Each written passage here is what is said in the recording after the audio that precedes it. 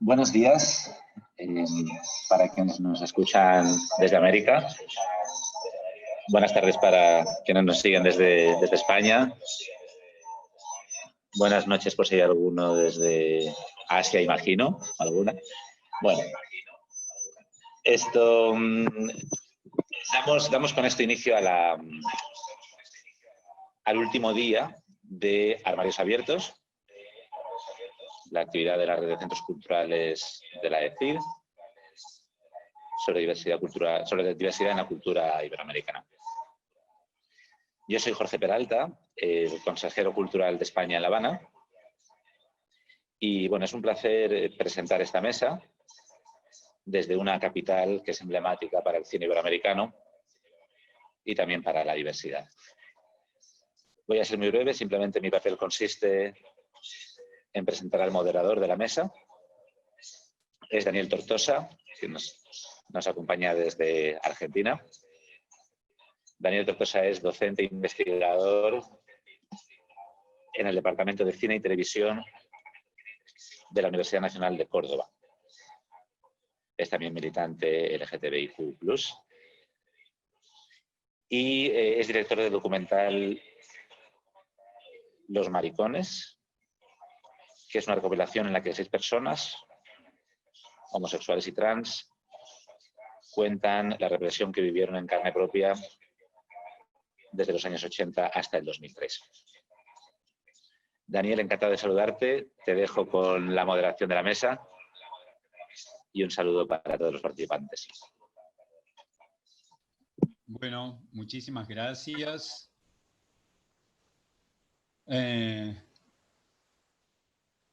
Muchísimas gracias a todos los centros culturales de España y acá a los presentes. Acá la veo a Ana Ivanova, y también está Forge, está Adrián Silvestre, y me falta ver a Marilyn.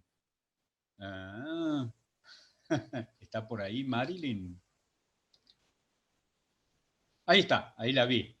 Hola Marilyn. Bueno, ahí está. Estoy acá, los quise poner a todos en galería, así los veía, vieron que esta tecnología llega, se escucha bien, se ve bien, supongo que sí. Así que bueno, para comenzar, es un tema muy amplio, este del cine iberoamericano y la cuestión de la diversidad. Y entonces quería recortar y dar una perspectiva histórica. El documental Los Maricones, con el que yo trabajé, tiene que ver con una situación que vi que en toda Iberoamérica, digamos, fue una historia común que tuvimos. Por un lado, la homosexualidad y lo que no entraba dentro de la heteronorma fue perseguido, fue penalizado, ¿no? Fue penalizado, por un lado, desde la psiquiatría ya en el fin del siglo XIX nos tenían como locos, o sea que podíamos ser curados, podíamos ser intervenidos desde la medicina, desde esos saberes, ¿no? Como personas no normales que podían llegar a ser normalizados, o si no, puestos, digamos, dentro de los asilos o dentro de los pabellones psiquiátricos. Y por otro lado también, desde lo jurídico, éramos vistos como delincuentes. Entonces era un combo, digamos, que fue muy fuerte porque te podían detener y te podían encarcelar por el solo hecho, digamos, de ser puto, como se decía acá, o maricón en la Argentina. Te podían detener hasta 30 días. Esos edictos policiales en la Argentina recién van a terminar de sacarlos en el año 1998. O sea, fíjense que recién ya llegado al siglo XXI, esos edictos son sacados. en el 2010 se logra la ley de matrimonio igualitario, y en el 2013 la ley de identidad de género, donde nosotros decíamos, bueno, ahora al fin, digamos, podemos ejercer los derechos, ¿no? Como colectivo, como persona, como el resto de la ciudadanía, más allá de la historia difícil de nuestro país, ¿no? Que sabemos que recién llegó a la democracia en 1983. Igualmente, durante la primera época de la democracia, seguía habiendo detenciones, seguía habiendo muchos problemas, lo sigue habiendo todavía. Todavía las prácticas policiales, digamos, siguen instaladas, tal vez no enfocadas directamente a nuestro colectivo, pero sí a otras partes de la población. Y quiero contar una anécdota interesante. La semana pasada, cuando el día 28 se festeja el Día del Orgullo, acá el intendente en la ciudad de Córdoba, que es la segunda ciudad del país, hizo la bandera de los colores. Y bueno, y al otro día se presentó un grupo que la bajó, hubo todo un enfrentamiento, la gente dijo que cómo iban a alzar esa bandera, que era una vergüenza, que esas minorías sexuales, o sea, siguen estando grupos, digamos, que se nos oponen, ¿no? Hay como grupos donde nos confrontan, como que aparecen que ellos son los patriotas, son los verdaderos argentinos, son los que defienden la familia, discursos que se vienen arrastrando desde décadas. Con esto, ¿qué quería presentar? Que en el cine refleja esto también, ¿no? Porque los personajes homosexuales en el cine argentino, por ejemplo, varones, siempre fueron puestos, y todavía continúa en algunos espacios en la televisión. Siempre apareció el estereotipo del personaje afeminado, que es coreógrafo o es modisto, que es aniñado, que es traicionero, que es envidioso, que sus problemas son niñerías y que lo único que le interesa es el sexo. Lo único que le interesa es el sexo. Esos personajes aparecen en toda la historia del cine argentino y para hacer reír al público, y el público se ríe de eso. Y después, por otro lado, tenemos las lesbianas o el amor entre mujeres, que no está utilizado para el humor, sino que está visto desde otro lugar. Aparecen las películas como en el subgénero de cárcel de mujeres, son perversas, son asesinas, son malas, son sádicas, oscuras, ¿no? También como una especie de monstruos de los que hay que cuidarse. Eso va a aparecer también en el cine argentino y va a aparecer hasta digamos, el siglo XXI. Entonces, con esta pequeña introducción, yo ahora me gustaría que hagamos una conversación, que vayamos habilitando los micrófonos, a ver si hay ruido, bueno, los cerraremos, supongo que ustedes ya están acostumbrados a esta tecnología. Y, por ejemplo, como ya estuve charlando con la compañera Ana Ivanova de Paraguay, que ella tiene una muy linda experiencia para contar con este tema, ¿no? Ella estuvo en una obra de teatro representada por trans, y bueno, todo el escándalo que aconteció en Paraguay con esta temática. Y después vamos a seguir, pero me gustaría que intercambien, y si ustedes quieren preguntar también, se metan en la conversación y lo hagamos esto muy interesante, como si estuviéramos en una conversación de café con amigos. Así que, Ana, todo tuyo. Bueno, antes que nada, gracias por este espacio, por esta oportunidad de poder estar juntos a pesar de la distancia y hablar un poquitito, como bien lo decía Daniel, de cosas que tenemos similares en nuestras sociedades y cuál es la importancia del cine, ¿verdad? Que es resignificar estos estereotipos, educar la mirada, porque también cumple una función de mostrarnos cómo mirar el mundo y cómo mirarnos entre todas, todos, todes, cómo respetarnos y humanizarnos. Estoy de acuerdo en el arte en general. hay muchas maneras de presentar una persona, pero sobre todo hay mucho de este estereotipo, de ridiculizar, de deshumanizar, de quitarle todo lo de los sentimientos, aspiraciones, o volverlo un monstruo. Yo tuve la oportunidad de trabajar con casi todos los colectivos LGTBI de Paraguay. Nosotros tenemos 2 marchas, también tuve la posibilidad de trabajar con las 2 marchas. Como en todas sociedades, las instituciones se dividen por tiempo, se unen, tienen sus quiebres. Nosotros los artistas acompañamos esto de manera transversal, independientemente de los procesos institucionales, sobre todo para los derechos humanos en un país como el mío, en el que todavía no tenemos una ley básica contra toda forma de discriminación.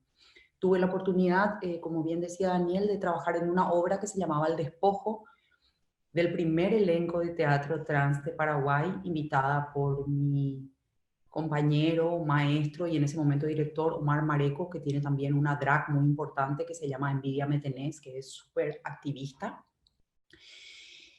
Y trabajar con las chicas de Panambí. Panambí significa mariposa en guaraní. Entonces fue una experiencia maravillosa porque ellas, gracias a este trabajo que tuvieron con Omar, sacaron monólogos de sus momentos de discriminación y se pararon frente a un público a contar sus propias historias. Yo acompañé eso, éramos 2 actrices, 2 actores invitados, entonces fue maravilloso estar en un teatro en el que la gente formaba cola para ver y escucharlas a las chicas contar su historia. La última noche, le contaba a Daniel, nos regalaron cerveza y qué sé yo, y decidimos tomar un bus para ir hasta el lugar donde nos regalaban la cerveza por la última noche para festejar. Y me interpeló, me violentó la manera en la que la gente en el colectivo les miraba a ellas. Y ahí entendí que mi proximidad y la importancia del arte hace que uno cruce una barrera que no se da cuenta hasta que se enfrenta con la violencia de la otra. Y cómo ellas con humor sortean cosas de la vida. Por ejemplo, una tuvo una historia con una doctora, hablando un poco de esto de la identidad, que le decía, no le quería llamar por su nombre de mujer, pero la doctora se llamaba Pangracia y le decían nena. O sea, el derecho que la gente toma de la identidad. Yo tengo derecho a autoponerme un apodo nena porque mi nombre me es feo, porque no tengo nada en contra de Pangracia, pero puede no gustarme y decido ser nena, ¿verdad? Y no le quería llamar a ella por su nombre de mujer, entonces satirizábamos esa escena y bueno, y ese tipo de cosas, ¿verdad? Te quería preguntar un poco más. Hay una película que me pareció también muy bonita, muy interesante, que está en la plataforma de Netflix, que se llama Las Herederas, donde vos actuás. Y hay una relación de 2 mujeres, ¿no? Muy, muy interesante como está planteada. Me gustaría que hables un poquito sobre esa película y de ahí sobre, bueno, el campo, digamos, del cine y el teatro en Paraguay con respecto a estos temas. Pero me pareció muy madura, muy interesante esa película, ¿no? Bueno, Las Herederas es la ópera prima de un director paraguayo que se llama Marcelo Martinezzi. Es la historia de, bueno, es la mirada sobre una pareja de lesbianas que va perdiendo todo, que están en la burguesía. Una de ellas es como más dependiente de la otra. La pareja que administra toda la casa tiene un problema legal y va a la cárcel, quedándose completamente sola Chela, vamos a decir, que es la protagonista. Y una pregunta, ¿y fueron las lesbianas al estreno al cine allá en Paraguay? De hecho, quiero comentar varias cosas de la película. Primero, se filmó en un penal, en el Buen Pastor, que es el penal de mujeres de acá. Esa primera, porque hay una visita, una de ellas va a la cárcel y se filma. Gran parte de las escenas en la cárcel son en el penal de mujeres de acá. Quiero decir que la película también se exhibió en el penal de mujeres y fue la mejor proyección que pudo haber existido de una película. Bueno, entonces esta mujer sexagenaria prácticamente, tiene que, accidentalmente comienza a trabajar de chofer, de señoras también de clase alta, llevándolas a todos lados, y así conoce a un personaje más joven que como que le cambia la vida. Es como el agente del caos que se llama Angie, que es el personaje que encaro yo, y es como que le va sacando de su propia cárcel. Sí, la película tiene un universo simbólico y femenino, la presencia del hombre está casi en sombras, casi Sí, no se está ve. muy bien eso, está muy bien resuelto, sí. Sí, Sí, tu personaje la erotiza a ella. sí, sí, sí, es como un personaje libre, bisexual, que es todo para afuera, que todo el tiempo está seduciendo, pero solamente el personaje, siendo quien es, le logra estimular como para que ella busque su propia libertad y cuestionarse un poquitito qué es el amor, que el amor no es una cuestión que no tiene edad, que no tiene género, que no tiene clase social y que finalmente el dinero puede ser una cárcel. O sea, eso sería como un poquitito lo de la película. La película fue muy bien recibida en el exterior, vinimos a Paraguay. Hay una escena de un karaoke donde se trabaja con una asociación feminista que también activista, se llama Aireana La Serafina. Muchas chicas de La Serafina participaron en la escena del karaoke. Sí. La película se estrenó fuera de Paraguay, en Berlín, y tuvo su estreno en abril del 2018 en Paraguay, con opiniones bastante divididas de la sociedad.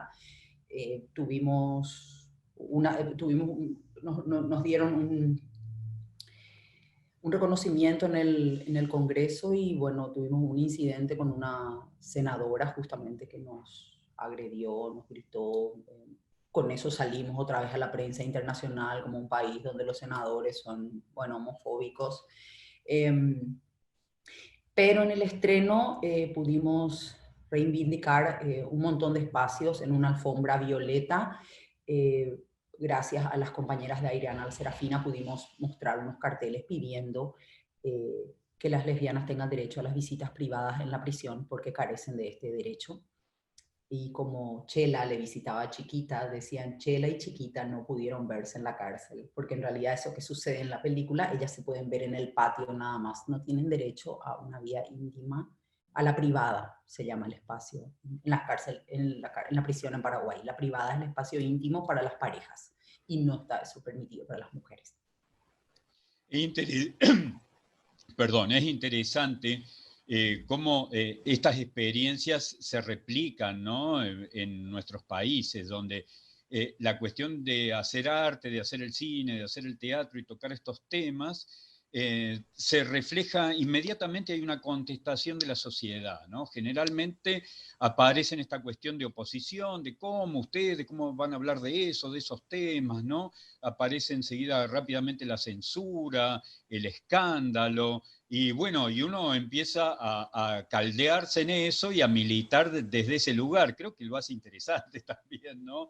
A la vida de uno, en el sentido de que no te podés quedar quieto porque te empiezan a atacar de todos lados, y a la vez también mucho reconocimiento y mucho amor de muchos lados también, ¿no? Es como...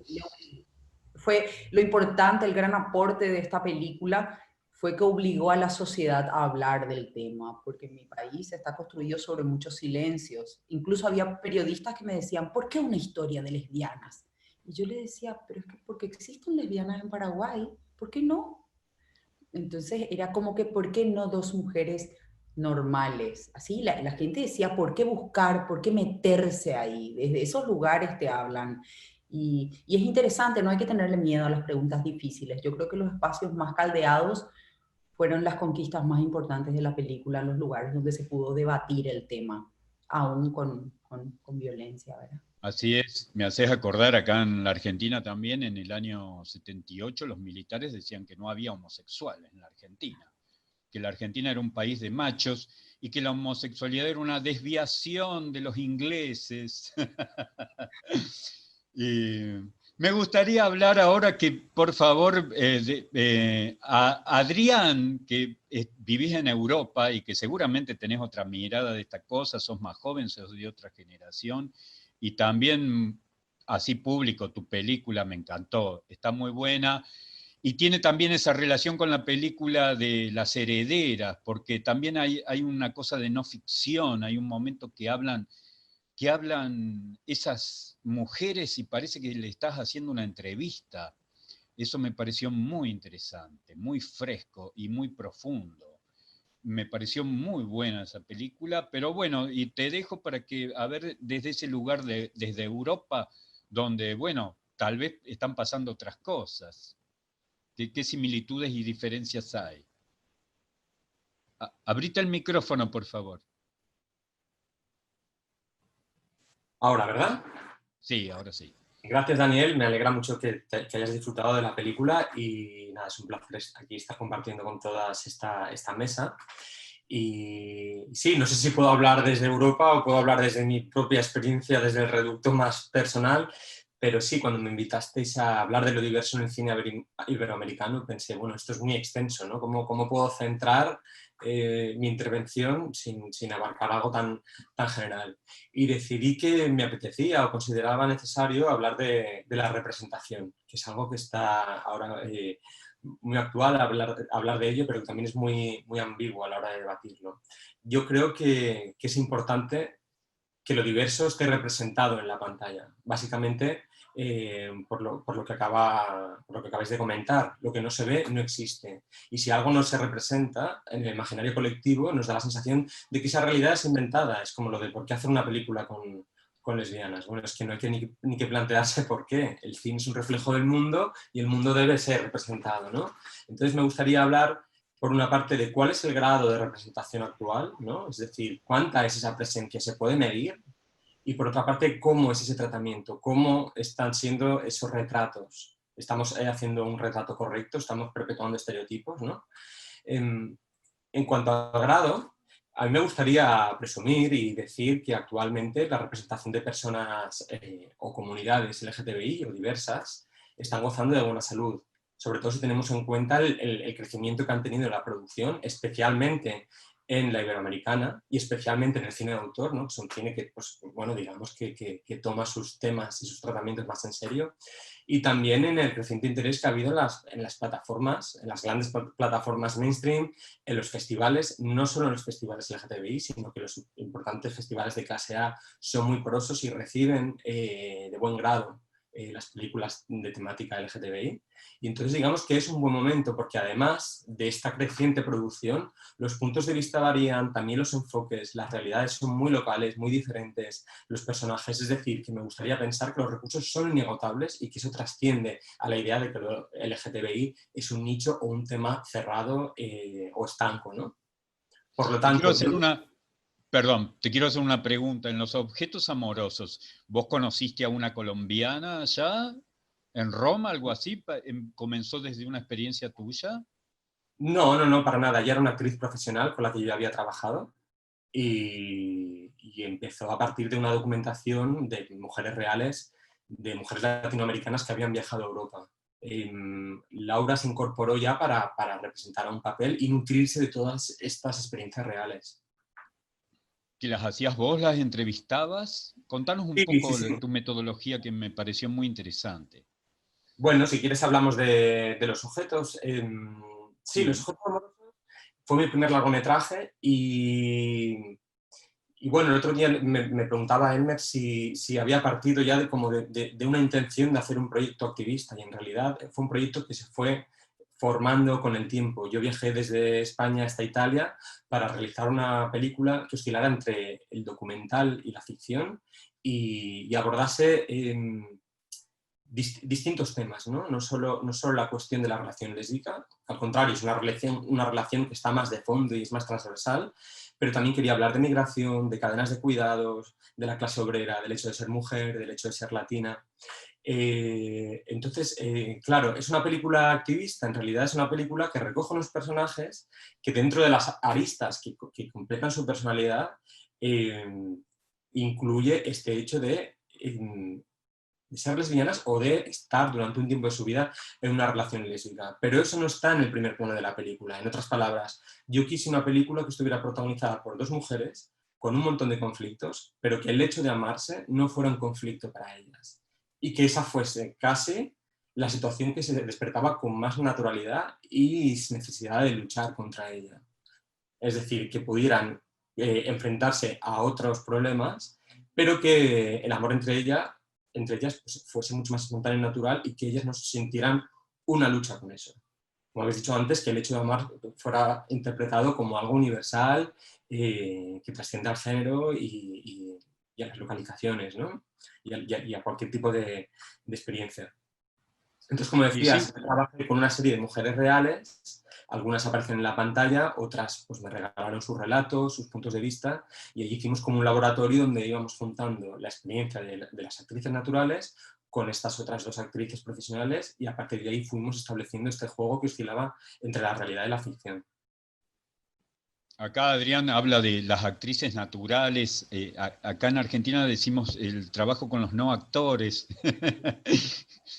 Sí, bueno, eso Me es un río poco... porque, bueno, es un tema, ¿no? Alguien ya cuando está en una película, bueno, obviamente ya está actuando, ¿no? Tiene ganas. La nomenclatura es extensa, también se llaman no actores, pero para mí sí son actores, sí son intérpretes, ¿no? O cuando hablan de actores no profesionales, bueno, si han demostrado una actitud profesional en un proyecto, todas las personas que participen en los proyectos están en el mismo estatus de profesionalidad, ¿no?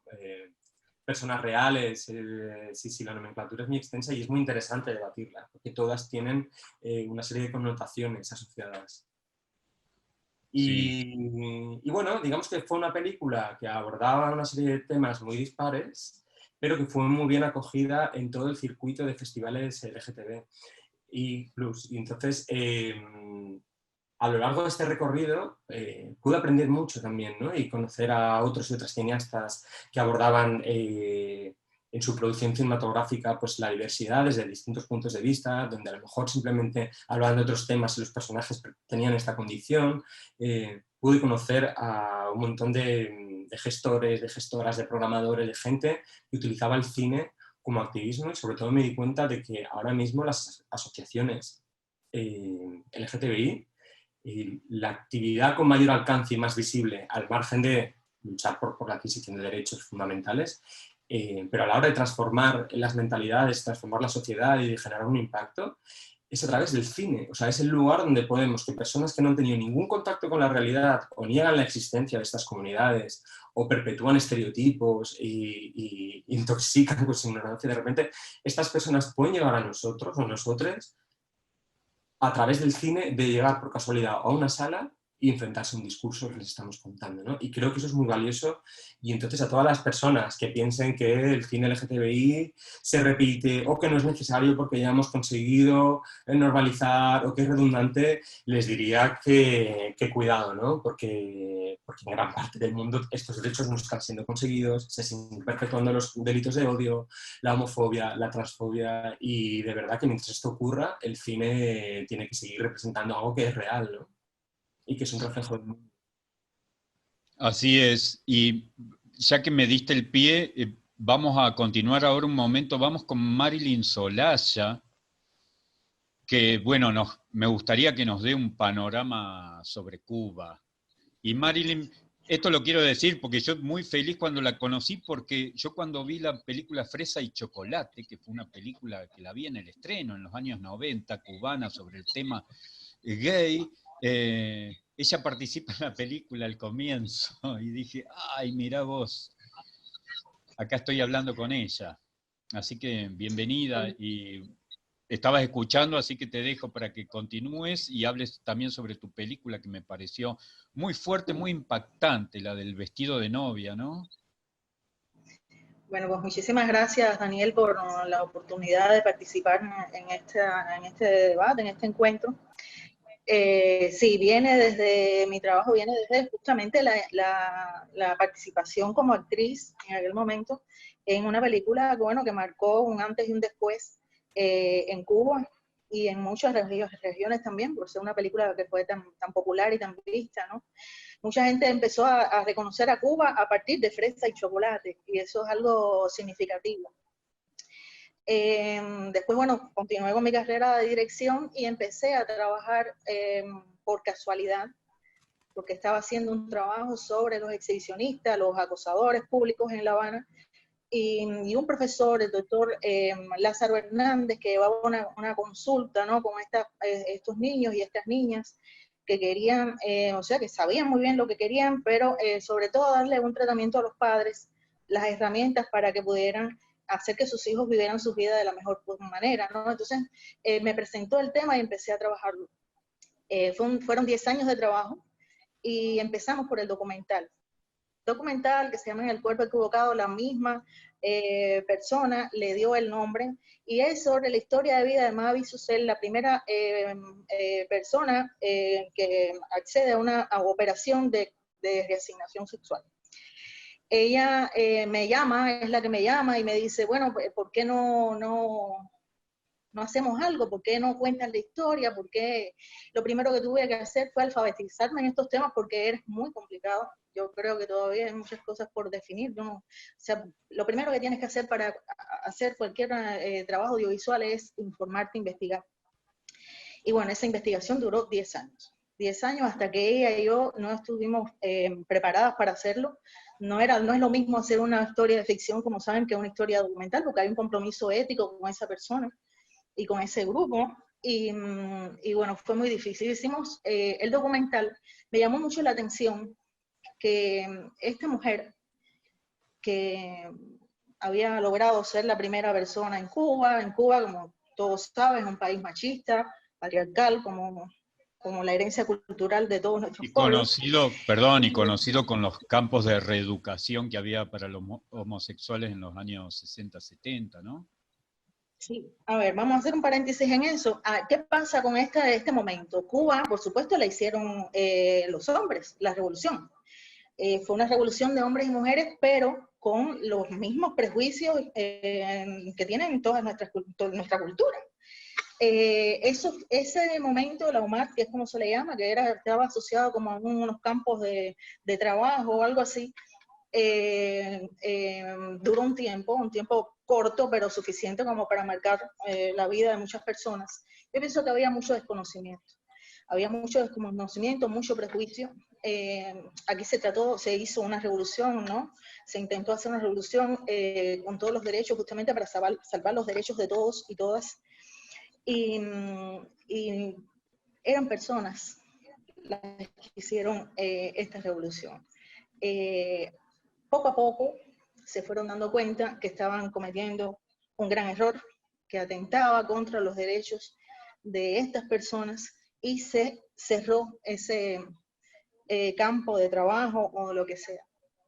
Y ha sido un largo proceso de educación, que todavía estamos en él, para crear la conciencia de la diversidad. A pesar de todos los esfuerzos que se ha hecho, todavía quedan muchos prejuicios. Mira, lamentablemente todavía no tenemos el matrimonio, no se aprobó. Se está haciendo un trabajo importante para que se haga. Es difícil. Por ejemplo, cuando revisas la historia de Cuba, te das cuenta que por ejemplo, Cuba logró el derecho al divorcio en 1918, el aborto en 1936, la igualdad entre hombres y mujeres en la Constitución del 40, y así fuimos pioneras en muchísimos derechos, ¿no? Sin embargo, y fueron derechos que la gente luchó, peleó, y que además se decretaron y no se consultaron a nadie, porque si se consultan, podrás imaginarte que como una sociedad que también tenía un contexto religioso, ¿no?, y conservador, iba a aprobar en 1936 la ley del aborto, ¿no?, por ejemplo. Ahora, se sometió para la aprobación de la última, la Constitución, se le dio, se sometió a que la gente votara sobre esto, y por supuesto no salió. O sea, es un trabajo en el que tenemos que seguir, porque realmente yo creo que hay que decretar. Bueno, ahí es muy importante, yo creo, tu película, ¿eh? Sí, es muy importante. Y como decía Adrián, el cine acá, digamos, esta cuestión que es un medio de comunicación de masas, digamos, lo sigue siendo, porque tal vez no se vea en la sala, pero se ven en las pantallas, todos tenemos pantallas, todos podemos acceder a mirar una película en el celular, o juntarnos en algún lado, o proyectarla en alguna plaza. el cine es muy importante para reflexionar y para hacer cambiar la cabeza, ¿no? Como decimos acá en la Argentina, cambiar la creencia que es tan difícil de cambiar. Volvamos a tu película, Marilyn, porque ¿qué pasó? Contame algo así también del estreno, qué sucedió, qué pasó, qué recepción tuvo en los medios, en el público. Mira, la película fue el primer proyecto que llegó al Instituto de Cine, ICAI, muy temprano, llegó en el año 2008 más o menos, y bueno, tuvo un proceso de selección y tal. Hubo algunas resistencias en aquel momento. Algunos me decían, por ejemplo, que bueno, que ya eso era algo, que eso no pasaba nada, que eso ya estaba ya solucionado. Hubo otro problema, y es que en Cuba solamente en aquel momento había dos largometrajes hechos por mujeres. Y bueno, ya llegar a una mujer a darle un presupuesto para hacer una película como esa, ya es complicado, y más en una ópera prima. Bueno, tuve que lidiar con varias situaciones hasta que finalmente se hace el documental tiene éxito, y tuve la oportunidad entonces de hacer la película, pero unos cuantos años después. ¿La película cómo se llama? ¿La película cómo se llama? Vestido de novia. Vestido de novia. Tuve la oportunidad de trabajar con muchas mujeres, lo mismo en proceso de ya reasignada, lo mismo en proceso de reasignación, o que no quieren reasignarse, ¿no? Y para mí me encontré una realidad muy compleja que va más allá de una película. Entonces, ¿en qué me concentré yo? Bueno, y además me identifiqué con esta mujer.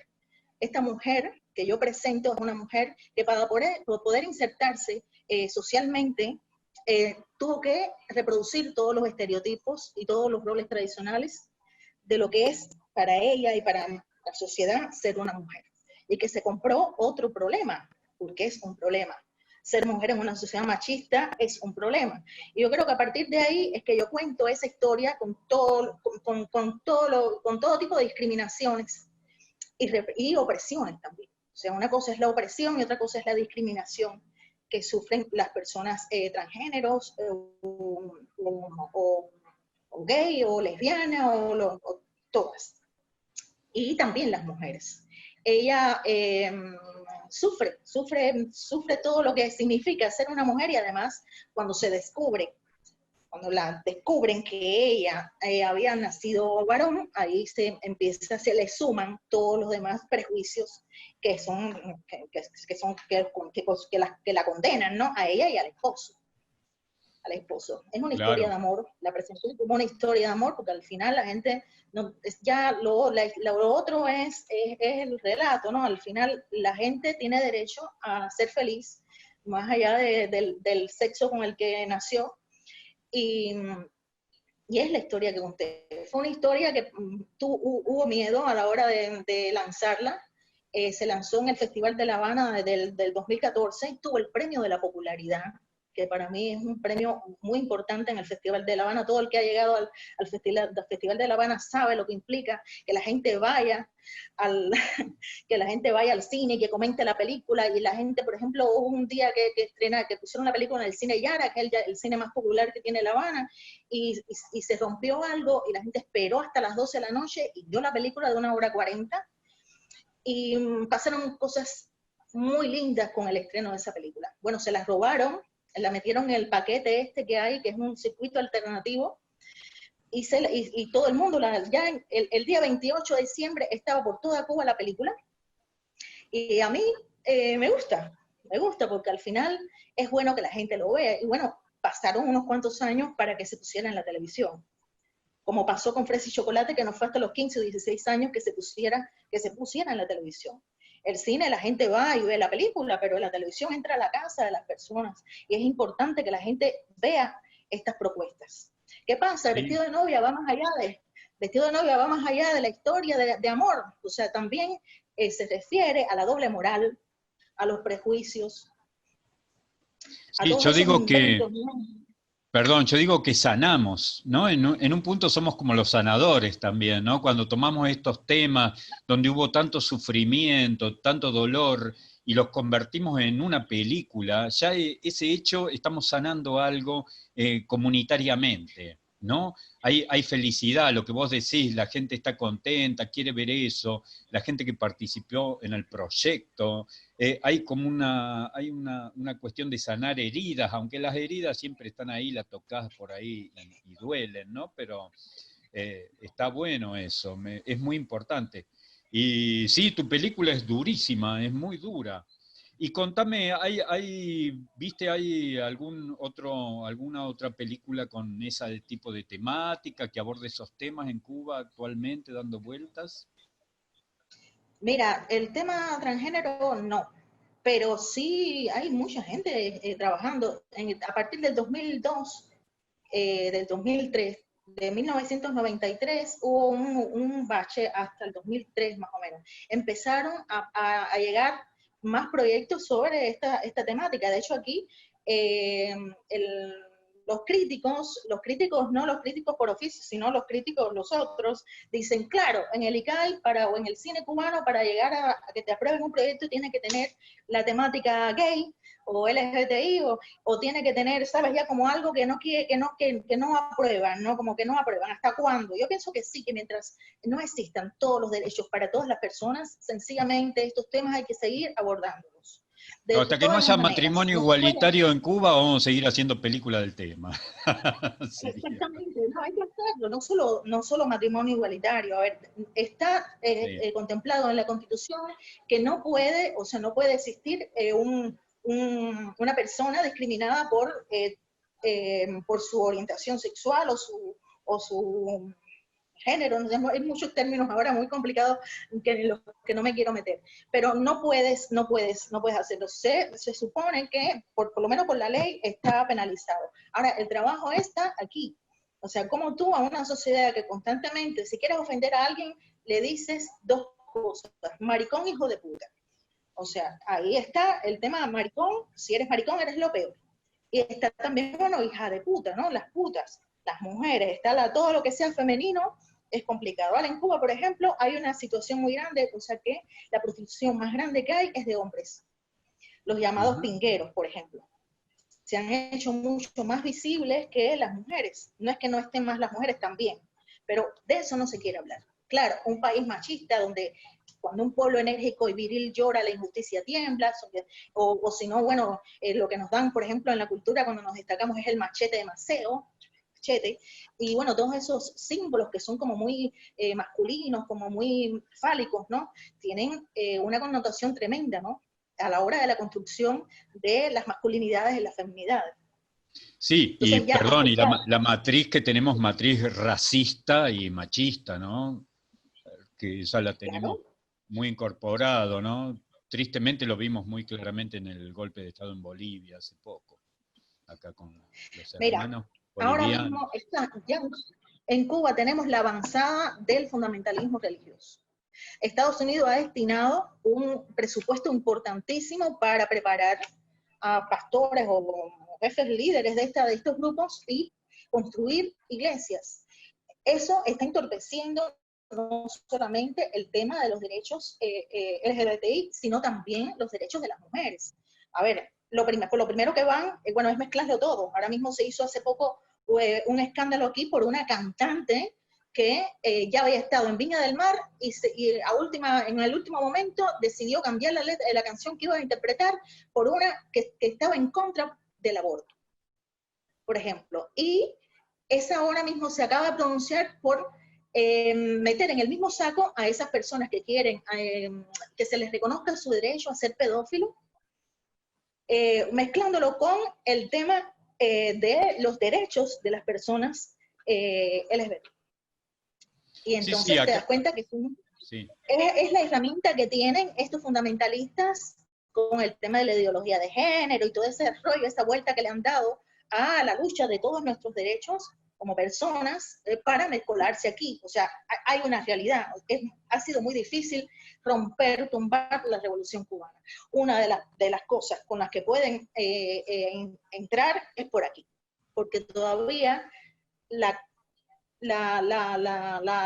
mentalidades, todavía existen muchos prejuicios y por supuesto ese es un punto débil de nuestra sociedad. Sí, comparto. Y ya que la nombramos a Viña del Mar, me gustaría darle la palabra a Forge, que está ahí, excelente, toda la imagen, el nivel de imagen que maneja, ¿no? Un montón de cosas. Videoclips, ¿no? De música, he podido ver. No pude ver tu página en Instagram. Te soy honesto, lamentablemente, por las ocupaciones de estos últimos días, pero... Y me gustaría que hables porque, a ver, yo te comentaba acá y tenemos varios estudiantes de Chile, ¿no? Y yo estaba muy atento con todas las revueltas, todo lo que venía pasando, toda la producción también que tienen, muy interesante. Hubo una película que ganó varios premios, ¿no? Con el tema de una transexual, lo tienen como figura de referente cultural al Lemebel. Hay toda una cuestión que está bullendo ahí en Chile y me gustaría que nos cuentes, y también desde tu juventud, salió el tema de los no binarios, ¿no? Bueno, te doy la palabra y dale. Muchísimas gracias, Daniel. Bueno, un gustazo estar acá, pero un poco ateniéndome a lo que decía Daniel, claro, Chile es de alguna u otra forma es muy dual, es un país profundamente conservador, pero a la vez las disidencias de alguna u otra forma han cobrado un nivel de fuerza impresionante. Para mí, incluso, yo soy súper joven, digamos, bueno, tampoco tanto, pero tengo 30 años y si hoy día digo, veo las diferencias en lo que era el Chile cuando yo recién salí del closet al Chile de hoy, siento que han pasado 100 años. O sea, es impresionante. Yo creo que mucho de eso también tiene que ver desde las artes. Bueno, como tú decías, Lemebel es para nosotros un estandarte de lo que significa la disidencia, el levantar la voz. Chile ha sido siempre también bastante revolucionario dentro de lo pacatos que podemos ser en algunas cosas también, pero yo creo que todo lo que tiene que ver con las comunidades LGBTIQ+, ha sufrido un cambio brutal, y eso lo podemos ver en el cine también. O sea, la cantidad de realizadores que se han abocado un poco a estas temáticas en los últimos años es impresionante. Perdón, es como que lo que antes se llamaba la vanguardia revolucionaria, que eran los obreros y qué sé yo, ha pasado como a ser nuestra comunidad, la vanguardia revolucionaria. Justamente, y yo creo, bueno, además Chile, como no sé si, bueno, muchos ya deben saber, el último año ha sido bastante extraño. Tuvimos estas revueltas sociales muy, muy importantes el año pasado, problemas con el gobierno, qué sé yo, y eso también explota, claro, desde el feminismo, desde lo conservador que es Chile y esta como visión de no querer ver a sus reales habitantes de alguna u otra forma. Entonces, claro, o sea, todo lo que es informar, visibilizar, todo lo que es el audiovisual ha sido fundamental, yo creo, además, para que la gente se acerque a todo esto, ¿no? Yo creo que hay un labor ahí muy importante. Chile también es un país que tiene bueno, como toda Latinoamérica, ¿no? O sea, una brecha social gigantesca. Entonces ahí también está la responsabilidad de poder educar a la gente que no tiene el mismo acceso a la educación, digamos, no sé, o sea, que se informan por la televisión, como muy bien decía Marilyn, esto como de que las cosas nunca llegan a la tele porque la tele es dentro de la casa y ese como mundo privado es más difícil. Entonces creo que ha sido todo un proceso como de entrar a las casas, justamente, de que la gente sepa que esto existe, y Chile se ha visibilizado mucho en eso. Las marchas son cada vez más grandes, la gente está tomándose las calles, las banderas están cada vez más presentes. Yo creo que ha sido, no sé, estos últimos años muy importantes, entre medio, bueno, la aprobación de la Ley de Identidad de Género marcó un hito grande. Ahora el Senado, digamos, ya está en proceso de aprobación del matrimonio igualitario. Teníamos algo antes que era como esta asociación, como PAC, que es, claro, como un contrato y no tienen los mismos derechos. Entonces es una lucha que estamos dando todos los días. Yo creo que todos acá también, o sea, el tema de la visibilización es algo diario, y es lo que nos permite, digamos, dejar de ser raros, ¿no? Dejar de ser mirados, dejar de que seamos extraños. Entonces yo creo que el cine, el audiovisual, las redes sociales, todo eso cumple un papel súper importante, digamos.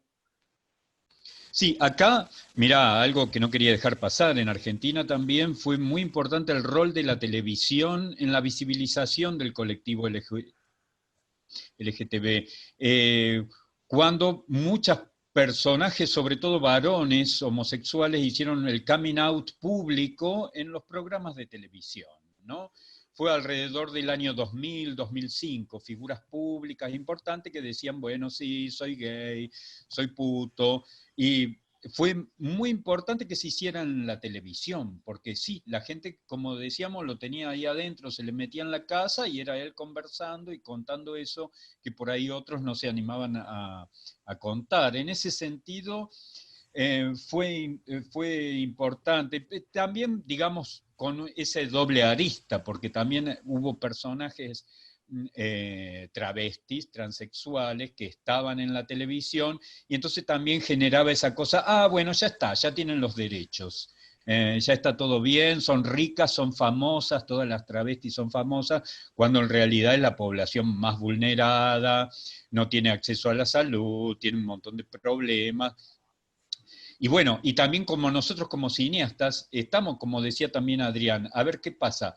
Mostramos esa problemática, estereotipamos con esa problemática, digamos, hay un problema ahí de conciencia, a ver cómo lo hacemos, no lo hacemos, porque te critican por ambos lados, ¿no? Te critican Siempre. como por izquierda y por derecha. ¿Viste? Si lo haces como, ay, vos estás repitiendo el estereotipo. Bueno, pero si, a ver, no tienen para comer, tienen que trabajar de la prostitución, no tienen acceso a la salud, ¿por qué las voy a mostrar ricas y divinas con un teléfono blanco? Sí, sí, eso es mentira. No, en Chile no, seguimos todos bien escondidos en lo que es como el big media, la televisión y todo, o sea, incluso la mayoría de la gente que es homosexual en la televisión, muy poco han levantado la voz. Yo creo que está todavía esa especie como de división muy importante de lo que es lo público y lo privado. La doble Y, vida, que acá se dice y la doble vida. justamente, la doble vida, y la verdad es que en Chile igual, o sea, más allá de que se han logrado varias cosas, seguimos siendo infinitamente invisibilizados, o sea, desde la violencia policial a los grupos LGBTIQ+, en especial a los transexuales, o sea, hay un nivel de discriminación muy importante todavía en Chile. Yo creo que un poco quizás en todo el mundo, quizás Europa ahí se salva un poquito. Yo creo que Latinoamérica, justamente por el machismo, es muy difícil siempre cualquier cosa que sea diversa, cualquier cosa que sea distinta, brindarle el respeto que parece, o sea, que merece. Eso ha sido, eso yo creo que es la pelea que tenemos que dar hoy, y yo creo que también desde el cine tenemos, y desde el audiovisual, yo todavía no tengo ninguna película, vamos en camino para allá, pero no he tenido todavía la suerte, pero sí desde pequeñas piezas y qué sé yo, también dejar de jugar al rol de la víctima, y un poco quizás establecernos como héroes, darle la vuelta también a la narrativa, o sea, también cuando nosotros mostramos, me parece que la memoria es fundamental, pero sí hay una cosa de que si seguimos mostrándonos heridos, la gente nos asume heridos, entonces ahí hay un lugar en el que hay que lograr un equilibrio entre no disminuir las heridas y los dolores que existen, pero a la vez sí levantar como el orgullo y quién uno es y que somos héroes, man. O sea, hoy en día pelear contra todo y contra el establishment y contra lo que significa, o sea, para mí las comunidades LGBTIQ+ son héroes, para mí, digamos, las feministas son héroes, la gente que está luchando por temas de raza son héroes, porque, digamos, o sea, los que nos controlan ya no tienen nada que ver con los que estamos abajo, con los que somos el pueblo. Entonces creo que ahí hay algo en el que el audiovisual tiene un labor fundamental de eso, de mostrar en los celulares, porque claro, el cine tiene esa, yo tomo la opción de ir al cine, de ver una película. La gracia un poco de los celulares en las redes sociales es que se lo metes a la gente entre medio y eso de a poquito yo creo que también va cambiando mentalidades, hace que la gente sepa, se informe, como muy bien decía Mari, no sé, la cantidad de nombres que hay hoy día, que el género, que el no sé qué, o sea, es una constante búsqueda también tanto de uno mismo, de aprender, no sé, es todo un mundo muy, muy complejo que sigue creciendo y que claro, que tiene que tener cabida y que todos tienen que tener una cabida, y yo creo que eso es lo más difícil hoy día, es no solo las lesbianas mostradas como lesbianas, los gays, el gay hombre, el gay feminista, no sé qué. No, es un poco hoy día el nivel de diversidad es brutal. Entonces, yo creo que eso también es complejo, es cómo lograr llevar todas estas diversidades a ser escuchadas y vistas. Sí, y lo que vi en los vídeos que vos hacés, que está toda esa cuestión de todas esas imágenes, ¿no? Todo el tiempo, como jugando con todas esas imágenes. Es hombres, mujeres, esto, y hay más, digamos, ¿no? Mucho más. Eso me pareció muy interesante.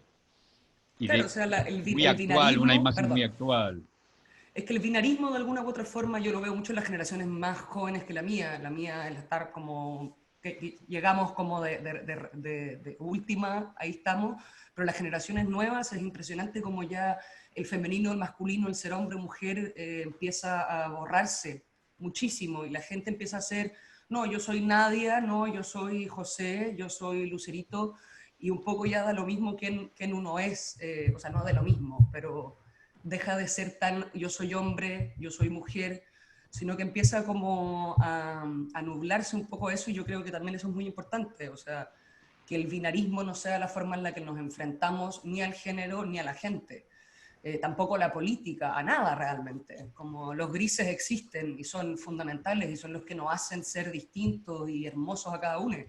Entonces creo que eso es algo que hay que darle, pero claro, sí, esto como del juego de la androginia es algo que a mí me llama mucho la atención y me parece muy importante mostrarlo porque tiene que ver con lo que viene y con cómo las nuevas generaciones, digamos, se están desenvolviendo hoy. Sí, todo lo que está pasando, ¿no? Está todo revuelto ahora en y en este momento, ¿no? Se puso en evidencia algo tan chiquitito, puso en evidencia contradicciones del sistema entero, ¿no? Lo podemos ver por lo menos en las noticias que nos llegan desde Estados Unidos, pero no me quiero ir por ese tema, quiero que volvamos al cine. Lo que me gustaría ahora, que ya pasó una hora, y que hagamos un intercambio entre nosotros, ábranse los micrófonos, pregúntense cosas, me gustaría que digan si quieren nombrar a alguien, nombrar películas, cosas que le parezcan de interés para que el público, además que nos está escuchando, que puedan googlear o linkear. Eh, ¿Quieren encontrar algo más? Ivana, te veo ahí, estás sonriente, dale. No, wow, que en esta una hora pude encontrar demasiadas cosas similares. Sí, yo creo también que esto del binarismo desde la filosofía luego ya va a deconstruir un montón de cosas que le van a afectar al género y que tienen las generaciones nuevas, y eso es interesante porque va a cambiar toda la mirada sobre la vida, sobre todo. Entonces, eso, lo binario es complicado y a mi parecer tiene como un tinte un poco moral también, que está atravesado ahí por la religión, y pasa un poquitito también en Paraguay esto de las nuevas cruzadas religiosas. Marilyn, sentí bastante, me No quiero encantó. dejar pasar, perdón, el fallecimiento de Renate Costa, ¿no? Que hizo esa película tan hermosa, El cuchillo de palo. Quiero contar que en Paraguay, así como en unos lugares te dicen maricón, en Paraguay te dicen puto 108. Es un estigma súper, súper fuerte. 108 es un número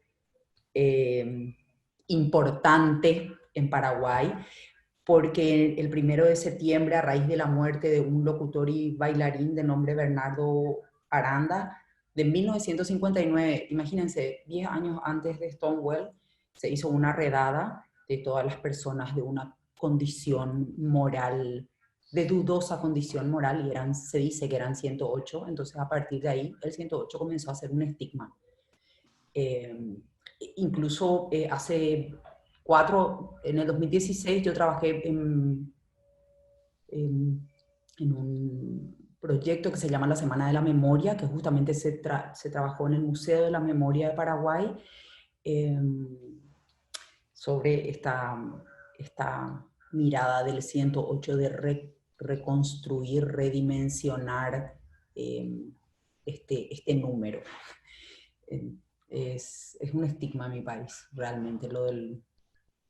Y Y la Renate película Costa, es un documental muy bueno, eh, lo súper recomiendo. Renate Costa es una cineasta paraguaya que hace un documental que se llama 108 Cuchillo de Palo, porque en su familia todos son herreros, y le hace un homenaje a un tío del cual obviamente la familia no habla, porque el silencio es una forma violenta también de el silencio en las casas, el silencio en la escuela, el silencio en el trabajo, es una forma violenta de mirar, de proceder. La gente no se quiere meter, no, hay que meterse, hay que abrir los armarios. Me voy un poquitito por las ramas porque también esto de salir del closet es Sí, importante. dale. Uno políticamente sale del closet no una vez en la tele, sale todo el tiempo. Cuando está con un amigo, la forma en la que abraza, en la que saluda a una persona trans es una salida del closet, es una postura política. Para mí, uno sale del closet todos los días, todo el tiempo, en cada actitud política pública que no sea silencio contra la comunidad. Renate falleció hace unos días en París por luchar contra un cáncer. Ella hizo este documental maravilloso sobre un tío suyo con 39 años de edad, una cineasta sumamente prolífica y talentosa, que hizo todo hasta los 39 y nos dejó, hubo un vacío, hay un vacío inmenso, y eso se la va a extrañar y su aporte es inmenso. El documental voy a tratar de conseguir online o en Vimeo y les voy a pasarles por mail para que puedan ver. Creo que se estrenó en el 2000, no me acuerdo, 2005, 2009. Sí, 2005 creo, ¿no? Es por ahí. Muy joven hizo en Berlín, sí, realmente una pena, una pena. Entonces por eso se llama 108, hay toda una historia con ese número. Quería decir también que yo creo que el cine puede cambiar, que ha cambiado sociedades, así que la mirada, el cómo mirar, esto que decía Adrián, qué ocultar, qué mostrar, es muy importante, no hay que cansarse nunca de las miradas sobre una misma realidad. Si los americanos siguen haciendo películas sobre Vietnam, ¿por qué nosotros no vamos a seguir haciendo las historias de nuestros pueblos, verdad? Que vivan las historias de nuestros pueblos, sigamos reivindicando quiénes somos y mostrarnos al mundo quiénes y cómo queremos ser. Entonces también está lo de la victimización. Yo creo que hay un temor a la humanización también de las comunidades. El gay siempre tiene que ser amanerado, la lesbiana siempre tiene que ser de una manera, y yo creo que mostrada sobre todo en el cine, yo como actriz me enfrento a esa situación todo el tiempo.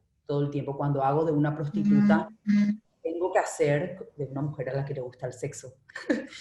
O sea, y eso es sumamente machista, imagínate, y es como básico, y no están humanizados muchos personajes, incluso ante la mirada de cineastas mujeres. Así que hay que encontrar esa nuestra mirada. Yo creo que hay una mirada diferente. Las cuotas de poder y los ejercicios de participación positiva son importantes en cualquier espacio que se den. Y bueno, eso en general. En relación a Paraguay, quiero decir que el Centro Cultural de España Juan de Salazar, durante toda esta época de la dictadura y hasta ahora, siempre ha sido un espacio para las obras, para las lecturas, para el aprendizaje, un espacio para la comunidad y para los artistas que trabajamos en colaboración directa con la comunidad.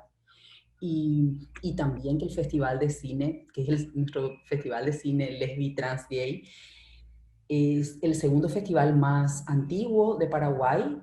Se realizó se inició en el Juan de Salazar, y se realizó en casi la mayoría de sus ediciones. Ahí yo pude participar como público y realmente siento que es un espacio de libertad, como quedan pocos en mi país, realmente.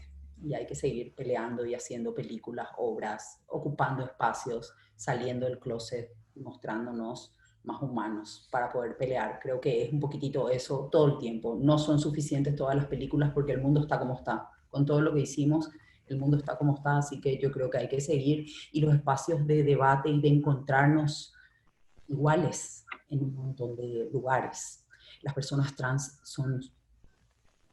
constituyen la comunidad más vulnerable en este momento en mi país. Es tremendo, tremendo, es deshumanizante, da vergüenza que todavía en pleno siglo XXI, con tantos avances, estamos en tantas partes del mundo y seguimos tan separados. A mí me da vergüenza a veces poder decir esto, que no hayamos crecido, ¿verdad? Pero hay que seguir. Eso. Está bueno. Qué bueno lo que contás de ese centro, ¿no?, cultural, que es importante esos espacios que nos pueden contener cuando a veces hay que hacer el exilio interno, digamos, ¿no? Donde no hay dónde ir y hay que replegarse. Eso es genial que existan. Contanos, Adrián, no me quiero olvidar, porque hay un avance de una película, ¿no?, donde hay personajes trans que vi que me pareció también muy interesante, que salen como en un viaje, en un paseo, algo así. Pues sí, yo llevo ahora 4 años, este es el quinto ya en Barcelona, desarrollando mis nuevos proyectos con una comunidad de mujeres trans que se llama Imaginarium y que están en Barcelona. Se Y llama, bueno, perdón, ¿cómo? Imaginarium. Imaginarium. Imaginarium, como vagina. Ah, Es un grupo que fue muy generoso conmigo porque yo cuando terminé esta película, igual que decía Ana, también sentí que la parte del colectivo más estigmatizado y que más había sido representado siempre con estereotipos y con menos verdad había sido el colectivo trans, dentro de lo amplio y profundo y complejo que puede ser, ¿no?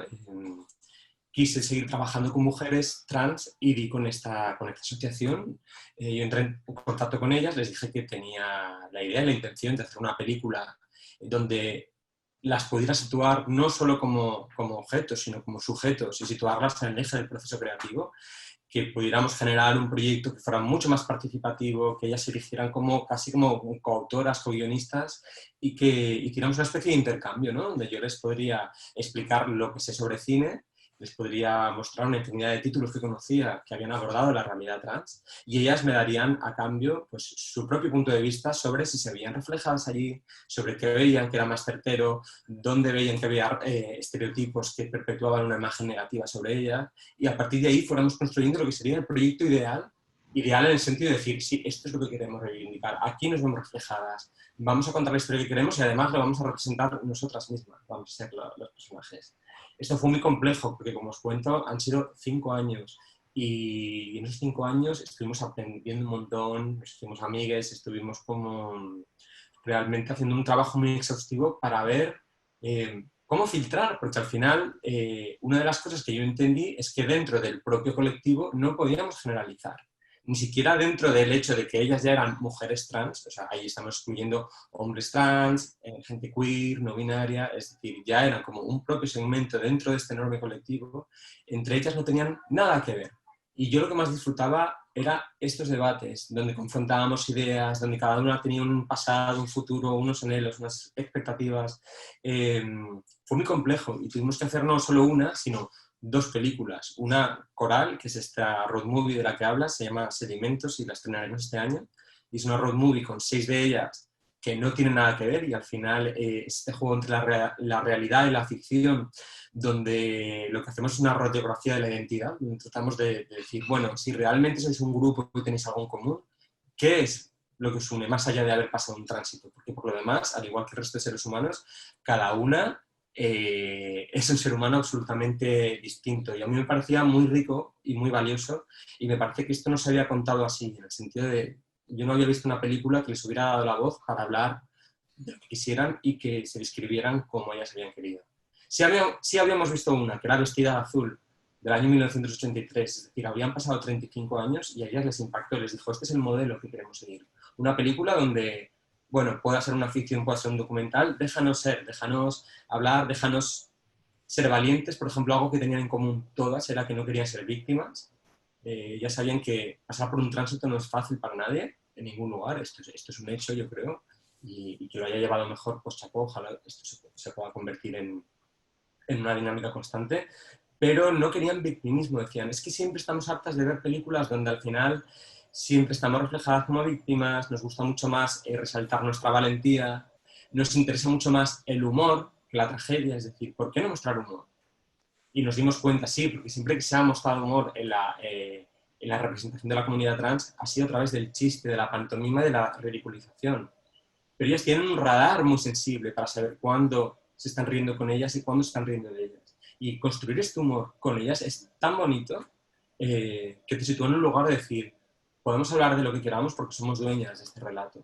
Y esto era algo que se repetía también. Querían que nos generalizara, que no hubiera como decretos o tonos aseverativos de decir la transexualidad es esto, porque aún hoy ellas no saben, o sea, no hay una explicación o una manera de ser trans, ¿no? Y al final, a partir del respeto, de ese tono de humor, de esa sinceridad, pues es como hemos construido estas películas. Te pregunto una cosa, yo quiero... ¿Todos no tienen como un dialecto? Porque acá en ¿Perdón? Paraguay, las trans en Paraguay tienen como un dialecto diferente que nosotros le llamamos yeito, que son algunas palabras que usan cuando están en la calle, porque claro, casi todas hacen situación de calle, entonces como para protegerse hay como un dialecto. Y también les pregunto a todos acá para saber nada más, es muy Se llama interesante. Yeito. Por Voy a ejemplo, investigar. pícuma es peluca, Pues mira, ¿verdad? esto, para mí el gran aprendizaje es que a pesar de todo lo que yo tenía por mi experiencia y mi conocimiento sobre la comunidad, Barcelona es una ciudad muy avanzada en este sentido y las Claro. mujeres con las que yo me he encontrado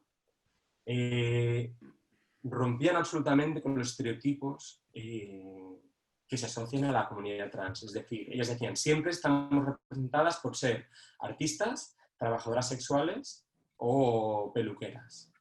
Y Exacto. realmente en este grupo tenemos una agente cívica, una doctora, una farmacéutica, una pintora y una trabajadora sexual. También era importante decir, no queremos contar que todo se reduce a esto, ¿no? Y que todas venís pues, del entorno de la calle o de esta supervivencia, pero tampoco queremos dejar a un lado las que habéis pasado, las que son supervivientes, sobre todo Yolanda, que era una de las más mayores, que sí que venía de ahí.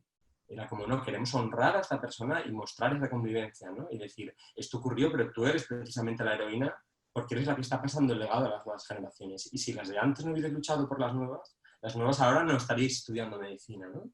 Entonces, ¿por qué te contesto eso? Que esa idea del lenguaje de la calle, del argot, de esas anécdotas y esa lucha, no la hemos encontrado solo en las más mayores, ¿no? Pero al final ni siquiera entre ellas están tan unidas. La idea de comunidad, para hacer esta película hemos creado una comunidad, pero entre ellas cada una tiene absolutamente su entorno, su trabajo, y creo que eso es algo muy positivo de Barcelona. No olvidarse de quiénes somos, pero poder trascender a eso y integrarse en el tipo de vida que quieras. Sí, acá, perdón, mira, tengo una pregunta para Forge. A ver. Dice, ¿cómo piensas conciliar en el cine la postura feminista más radical con las temáticas de género no binario o fluido que últimamente parecen estar enfrentadas? Yo creo una súper difícil pregunta, pero yo creo que el cine vía los personajes permite eso. O sea, esa misma discusión puede ser parte de... Yo creo, no sé, me pasa que siento que el feminismo y el no binarismo, creo, no sé si tienen tantos puntos de desencuentro al final, también depende desde dónde se le vea, al menos desde mi punto de vista, van bastante de la mano. Entonces, no sé, siento que tiene que ver con los personajes, con cuidar al personaje y con, digamos, generar estas mismas discusiones dentro de la peli, dentro del espacio. Yo creo que todavía el feminismo, el no binarismo y todas estas cosas que están pasando van mutando, van cambiando. Entonces, no sé si tengo como una respuesta definitiva de esto es lo que hay que hacer, este es el camino, porque creo que uno lo va buscando y lo va encontrando a medida que avanza. Honestamente Así no... es. Así es. Y hay una pregunta para Marilyn. Te preguntan si tu producción se considera independiente o es del instituto. A ver, para hacer una película como esa, tenía que ser una película del instituto. O sea, yo como mujer, desde la manera en que me ha sido complicado acceder al largometraje de ficción, tenía que ser por el instituto. Ahora se hizo el registro del creador audiovisual, insistimos, y se ha lanzado ahora mismo la primera convocatoria del Fondo de Fomento para el Cine, que eso le da un poco más de posibilidades al cine independiente o en colaboración con el instituto. Ya, esa película sí la tuve que hacer con el instituto, que fue importante. como se hicieron muchísimas más películas que abordaban el tema. Ahora, escuchando, ya respondí esta, ¿no? Escuchando a Antonia con el tema de los derechos, ¿no? En cada país, en Cuba, debo acotar que la salud, todo el mundo sabe que es gratuita, que todo el mundo, no importa dónde salgas, y lo que como te pronuncies, es gratuita. Y la salud también, la educación y la salud. Muchas veces hemos dicho que, o sea, pensamos que cuando una persona no llega a la universidad es por bruta o por vaga, ¿no? Porque aquí todo el mundo que quiera puede acceder a los estudios universitarios, de posgrado, de maestría y de doctorado. Ahora, yo agrego que también en la comunidad, el de la diversidad también es un poco más complicado, porque por el bullying que suelen tener durante toda su trayectoria de escolaridad. ¿Qué pasa? Que por supuesto estas personas al insertarse en una sociedad cualificada, por supuesto que ¿qué les queda? Trabajo de peluquería o la prostitución. ¿Ya? Yo particularmente en la sociedad nuestra preferiría que existiera una plataforma, que se construyera una plataforma, que venga desde que se haga una infraestructura que apoye a estas personas, o sea, con estas leyes que se están tratando de crear para que las protejan y puedan, no puede ser la prostitución una de las soluciones. No puede ser. O sea, yo creo que tiene que ver con la educación, tiene que ver aquí en Cuba, con la educación. Aquí las operaciones de cambio de sexo son gratuitas. Y todo el proceso de pastillas y de todo eso todo eso es gratuito. O sea, que se le da un seguimiento hasta el final. Entonces, a ver, hay diferencias entre cada contexto.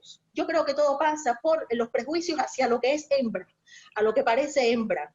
O sea, cuando he visto, cuando un hombre gay, ¿no?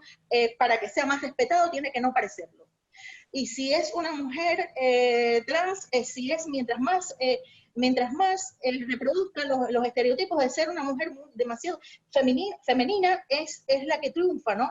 Y es también la que es buscada por el mercado de la prostitución, por estos proxenetas, por este mercado, que es un mercado. O sea, todo el mundo sabe que Cuba, por toda la situación económica que tenemos, hay un problema, y es que la prostitución se ha convertido en la solución de muchos problemas de hombres, mujeres, y también de la comunidad LGBTI. Perdóname que no me sale nunca, tengo que ponerla, cambiarla. Está bien, LGTBQI más. Mirá, diciendo, perdón, tengo una buena anécdota para contarte al respecto, porque cuando en Buenos Aires en los años 80 aparece un boliche de lesbianas. Bueno, y la cuestión era que no, si eras varón no entrabas, ¿no? Y yo estaba, bueno, pero nosotros somos gay, ¿por qué no nos dejan entrar? Y nosotros somos gays. No, igual, hasta que entendí, porque me dice, mira, está bien, ustedes son gay, pero llegan acá, llegan al bar, y ya al rato ponen la música, ya empiezan a hacer los tragos, ya empiezan a entender, empiezan a manejar la situación y bueno, están repitiendo, digamos, y no queremos eso. Y ahí lo entendí y dije, no, está bien, hay etapas y tiempos para todo. Y estuvo bien que en ese bar no nos dejaran entrar, porque tenían que construir su identidad. Por ejemplo, acá alguien nos dice, si creen que eventualmente podríamos llegar a un punto en el cine en donde existan y se muestren personas LGTBQI+, especialmente trans y no binarias, sin que sea parte de la temática, sino que simplemente existan como personajes ya y llegaremos hacia normalizarlo. Sí, esa es la idea, digamos, es no ser discriminado y no ser violentado y no ser ridiculizado por tener otro tipo de orientación. Pero bueno, es una realidad que sigue sucediendo, o sea que tampoco podemos hacer como que nada pasara. O sea, yo creo que como lo que dicen acá, ese es el lugar al que tenemos que llegar. O sea, cuando todas las producciones de alguna u otra forma, lo mismo con la gente de color, o sea, durante un montón de tiempo donde no existían en las películas, donde no estaban, o sea, a medida que personajes secundarios, o sea, está una historia de ladrones y, no sé, la chica de acá es trans, el chico de acá, y ese nivel de normalización, de integrar a todas las estas diferentes personas de las comunidades o cualquier tipo de persona que sea como de alguna u otra forma discriminada, ponerla en el cine haciendo como la verdad. O sea, cuando uno va a comprar el negocio, hay un montón de gente diferente. Y uno en el cine, claro, trata como de, vamos a dedicarnos a hablar de esto, entonces lo importante es poner esto en la palestra más arriba. Pero de repente incluso, o sea, hacer eso, poner pequeños personajes, es una ayuda brutal porque los aumenta y los pone en la cotidianidad, que es donde estamos. O sea, al final, ¿dónde nos encontramos todos? Bueno, no todos, digamos, las marchas, pero en la vida normal existen. Uno va y hay gente trans, hay gente gay, hay lesbianas, hay no binarias. O sea, la vida está llena de esta gente y creo que es súper importante ponerlas en estas cotidianidades y incorporarlas. Creo que el día que podamos hacer eso con total calma va a ser el día en el que vamos a haber ganado algo. Alguna estrellita de oro nos van a dar ese día. Y yo coincido.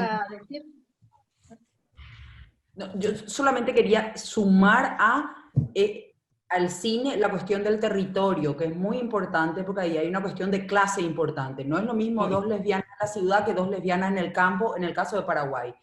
Hablando un poquitito también esto de Barcelona, de ver dónde están las trans, hay que entender que dependiendo del territorio hay otro discurso político sobre la misma mirada sobre esta cuestión de género, que es importante que el cine todavía no ha podido abarcar, así que hay mucho, mucho por contar, porque el territorio cambia todo.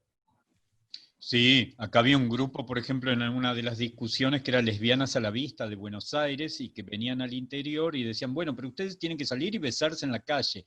Y las chicas de Catamarca, de La Rioja, de los pueblos, le decían, no, porque si nosotros hacemos eso nos echan de mi casa, me echan del trabajo.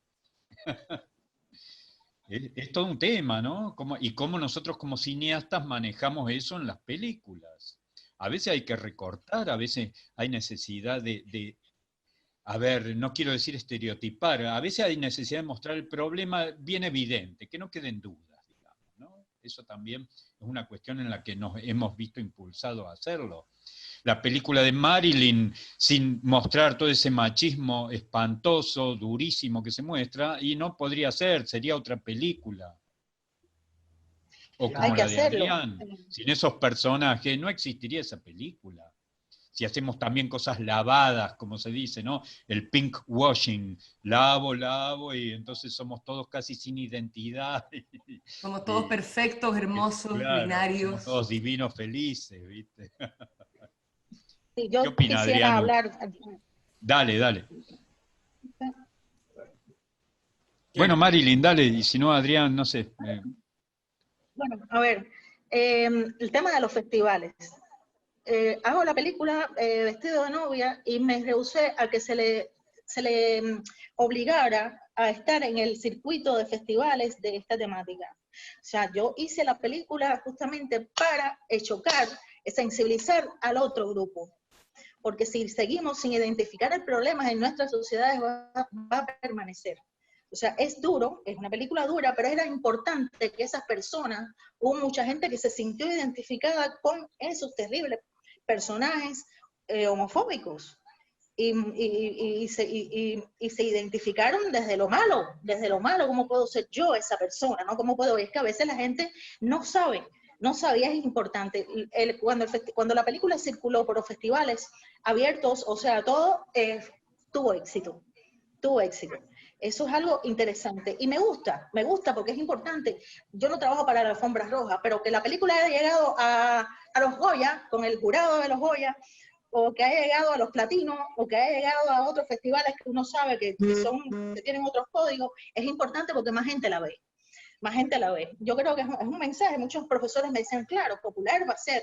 Y bueno, yo trabajo para la gente, es importante, no se puede perder la perspectiva de para qué uno trabaja. ¿Qué pasa con el cine? Que mira, paradójicamente, las películas que han abordado esta temática han tenido resistencia a la hora de proyectarse en la televisión. Sin embargo, hay series, constantemente hay series donde se trata de introducir a estos personajes, como siempre presentan a una transexual en la televisión cubana. Fíjate, o en una situación terrible, o es bandolera, o es prostituta, o es ladrona. Nunca ponen a un personaje de estos como una persona emprendedora, que tiene una familia, que tiene un amor, que bien, o sea, siempre los referentes que le proponen al espectador es mal, están malos. Y ahí yo creo que hay que seguir trabajando con el tema de la asesoría de estos programas que llegan a la casa, y que lo que hacen es seguir estigmatizando a los grupos. Ahora mismo, por ejemplo, por primera vez hace un tiempo se presentó en uno de los capítulos de una serie una pareja de lesbianas que qué bien, todo iba muy bien, emprendedoras en el campo, precisamente, tenían un negocio de flores y tal, y ¿cómo termina la cosa? La matan a una, ¿no? A la más joven, un homofóbico que había por ahí por el barrio, que sea, pero la escena, esa escena que falta, de decir, bueno, primero yo no lo hubiera matado, pero bueno, la mataron. La escena de poner de no poner qué le pasa a una persona que hace eso. O sea, esa escena de que, bueno, ahora mismo prepárate que no puedes matar a nadie. Ni a ella ni a ella, ese mensaje de odio. Bueno, pues esa escena nunca estuvo. Ahora van a volver a poner la serie y ahora lo que van a hacer es explicar cada capítulo, se imaginan, ¿no? Cada capítulo, primero van a hacer como una introducción con especialistas para luego poner el capítulo. Mal, todo mal. Entonces hay que buscar asesores, tenemos que tomar la televisión, yo creo, de una manera o de la otra. Y, a ver, yo sé que esto es un tema complicado, pero todo lo que pasa por lo femenino, por lo hembra, está mal. Yo creo que en la medida en que el género y toda esa construcción social... Se nos muteó Marilyn.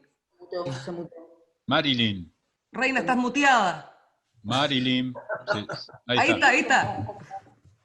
Te muteaste, Marilyn. ¿Qué? Bueno, estamos a 3 minutos, creo, del cierre. No me han avisado nada, pero tenía entendido que era hasta la 1:30, así que si quieren que vamos cerrando. Aún tenemos, me dice, aún tenemos. El perro de Ana. Un lobo. Hay un cronómetro en el sistema que cuando cumplimos la 1:30 se mutean los micros, lanzan a los perros. Disculpen. Bueno, yo quería añadir que me habías preguntado antes, este tema es muy complejo. Sí, incluso yo mismo sé cuál es la respuesta, pero yo le di muchas vueltas y me parece que es un debate necesario e interesante, que es el tema de la representación positiva, ¿no? Es decir, como bien decía Ford, yo creo que necesitamos que se aumente el número de representaciones de diversidades, para que entonces, cuando eso esté normalizado, tengamos todo tipo de personajes más claros, más oscuros, con los que nos podamos identificar, con los que nos podemos distanciar. El problema es que hay muy pocos, y los pocos que hay, por ejemplo, en el colectivo trans, que es una cuestión de género, ¿no? Más que de opción sexual, están interpretados por personas cis. O sea, es como ya el colmo, porque vuelven a perpetuar la idea de que una mujer trans, por ejemplo, es un hombre disfrazado, ¿no? Y no pasa nada con este actor que está haciendo este papel. Probablemente haga muy buen papel, pero hay mucha gente que nunca ha tenido la oportunidad, como hemos tenido nosotros, de conocer a personas trans. Entonces, de nuevo, lo que no se ve no existe. ¿Qué ocurre? Que las pocas películas que centran todos sus esfuerzos en defender a este colectivo y en ofrecer una mirada positiva, muchas veces también caen en la simplificación y en un pinkwashing que roza lo irritante, porque yo como cineasta, yo siento un compromiso muy fuerte con la verdad o con la realidad, y no me gusta el maniqueísmo. Entonces, yo entiendo a cualquier personaje, sea cis, trans, gay, straight, me da igual, a través de todas sus aristas, de sus lados positivos y de sus lados más oscuros. ¿Qué ocurre? Que cuando hay un personaje que tiene esa necesidad de representación y de plasmar ese carácter positivo, y no es ejemplar, esto genera un debate enorme a través de la identificación, porque la gente que se identificada necesita que tú empoderes ese personaje y que sea brillante. Y muchas películas caen en esto, ¿no? Y esto es un poco complicado. Yo lo que quiero decir es que defiendo mucho la idea de que los personajes LGTBI no tengan que ser ejemplares. Es decir, yo, para demostrar que mi opción sexual o mi opción de género es válida. No te tengo que demostrar que soy un ciudadano o ciudadana perfecto. A lo mejor tengo errores, a lo mejor soy un asesino, un ladrón, a lo mejor me equivoco, pero eso no invalida mis derechos ni mi género. Y para llegar ahí, lo que tenemos que hacer es producir mucho más y conseguir que las mentes se dejen de juzgarnos por esto. Eso fue, perdón, eso fue lo que me gustó a mí, mira vos, de tu personaje de Fran, ¿es que se llama la película? Sí. Fran es la chilena. Sí, la chilena. Fue un personaje muy controvertido y wow, yo a través de estos años es un personaje que a través de la identificación ha generado un montón de reacciones de personas que han venido directamente a decirme, afortunadamente, cosas buenas de wow, me identificó y me tocó, me vi en ella, pero también discrepancias, es decir, no me representa porque es masculina, porque perpetúas la idea de que una mujer lesbiana tiene que comportarse como un hombre y tal, entonces no me representa. Entonces, ¿qué ocurre? Que tú estás deslegitimando una expresión de género masculina cuando es perfectamente legítima. Es decir, tú, a lo mejor no te representa a ti, pero es que ella no está hecha para representar a todas las esferas del colectivo. Se está representando a ti misma y si hay aspectos de ese personaje que no te gustan, no los deberías achacar al hecho de que sea una persona con una expresión de género distinta a la tuya. Y como tú decías, vienen por la derecha y por la izquierda. La gente más reaccionaria también es, claro, esta boyera, por supuesto, se comporta así, así, así, porque es boyera. Entonces, cuidado con eso porque todavía los espectadores tienen ciertos problemitas a la hora de separar lo que es legítimo de lo que es algo personal con lo que puedes identificarte o no. ¿Cuál es la solución? Necesitamos más películas así. Luz se llama la otra. Claro, Luz está construida como un personaje muy positivo, con una gran capacidad de sacrificio, claro, que es leída como femenina, como dulce, como la migrante perfecta que llega bajando la cabeza, como hormiguita que va poco a poco. Y eso ha sido mucho más aplaudido. Pero cuidado, porque Luz también tiene derecho a saltarse las normas y a romper los estereotipos de madre, de mujer latina, trabajadora. O sea, yo he aprendido mucho con esto, a través de los coloquios y de hablar con gente que ha querido venir a decirme algo, ¿no? Que ha sentido algo. Bueno, perdón, y con este tema que también me parece importante traerlo a cuenta, yo con los maricones nunca me esperaba a la salida de la sala, mujeres, muchas mujeres de 50 años, arriba de 45 años, mujeres grandes, así al borde de las lágrimas, decirme, ay, yo lloré, me emocioné y me identifiqué.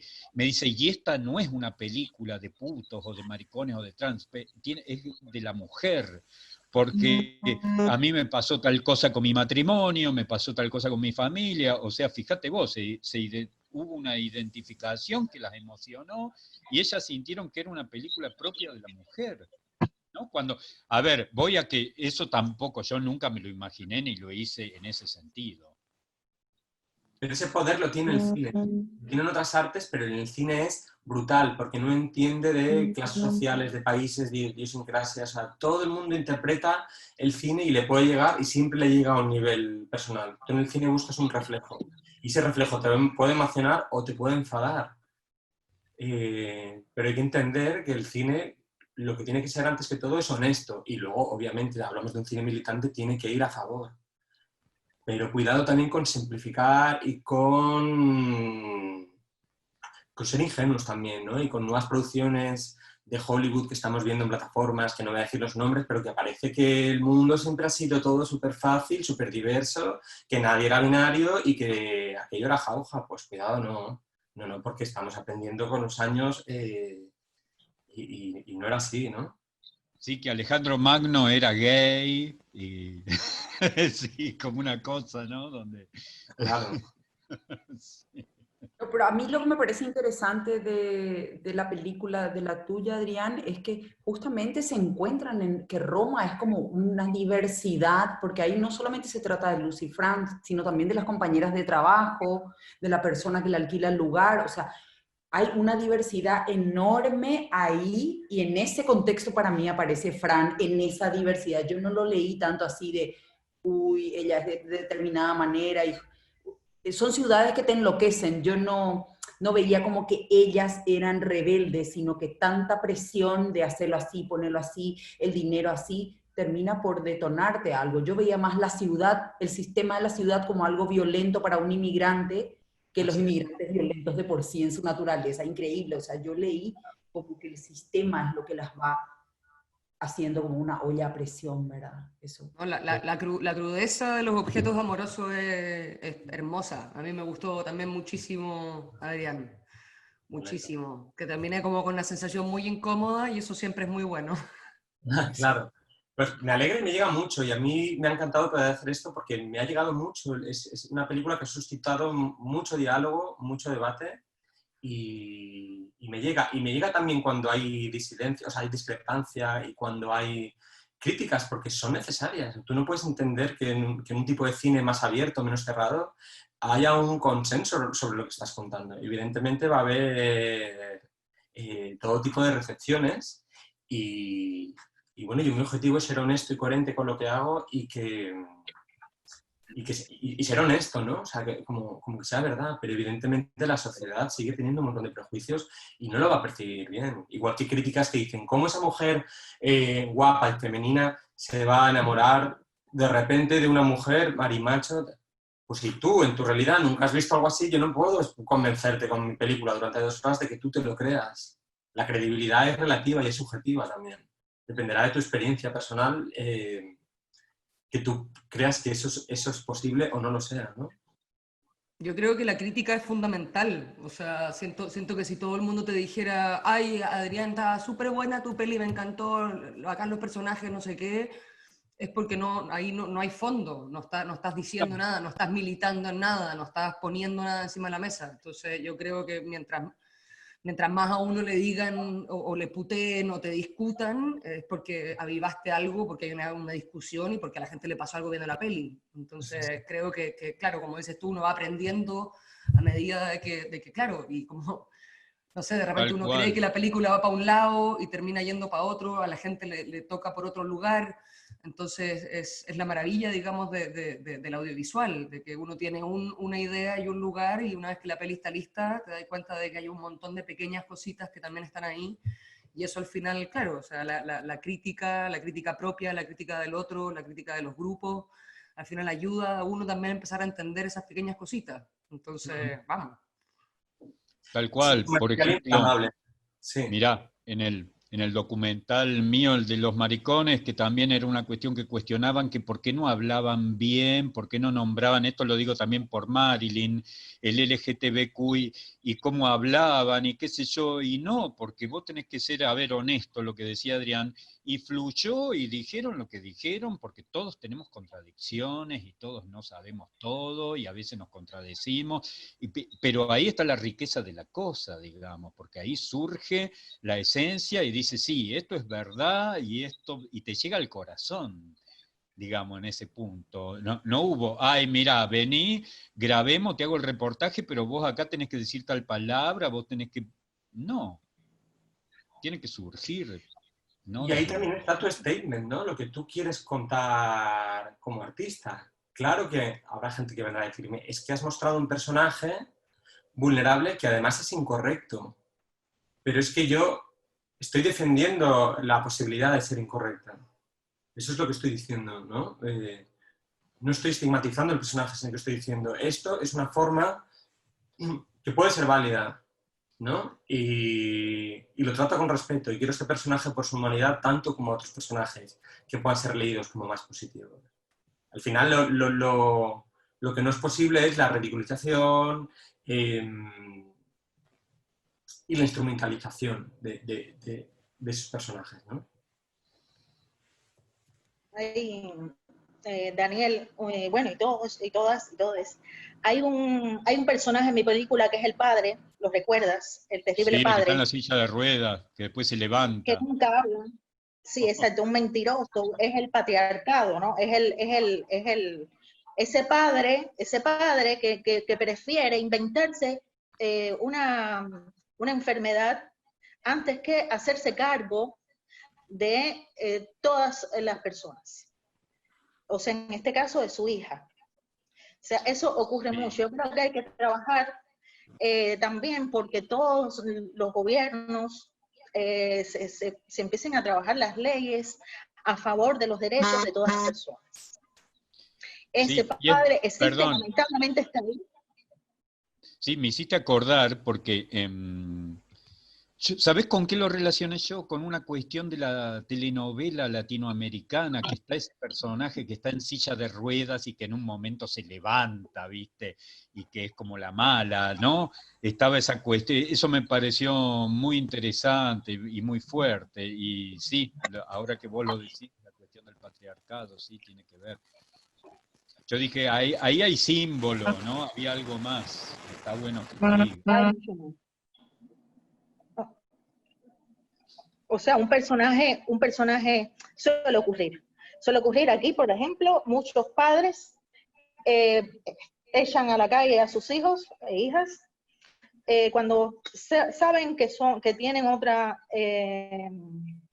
conducta, otra orientación sexual, cuando les choca, o sea, los echan. Ha ocurrido aquí en Cuba que después terminan dependiendo de esa persona que se ha tenido que ir por razones económicas probablemente, o porque no encaja socialmente, y entonces, bueno, todo el mundo sabe la situación que tenemos aquí, y entonces, bueno, dependen económicamente de esa persona que echaron de casa.